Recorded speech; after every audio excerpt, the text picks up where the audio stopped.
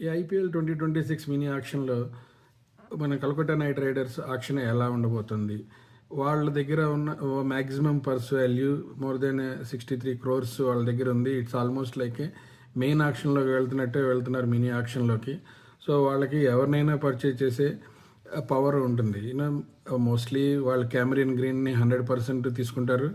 Spin Ravi Bishnoi వాళ్ళకి అవసరం పడదు, ఎందుకంటే వాళ్ళ దగ్గర క్వాలిటీ స్పిన్నర్స్ ఉన్నారు, సునీల్ నారాయణ్ అండ్ వరుణ్ చక్రవర్తి. సో కాబట్టి వాళ్ళు రవి బిష్ణోయ్ కోసం వెళ్ళరు. వాళ్ళకి మెయిన్గా కావాల్సింది ఓపెనింగ్ బ్యాటర్స్, అండ్ వాళ్ళ దగ్గర ఒక వికెట్ కీపర్ కూడా లేడు.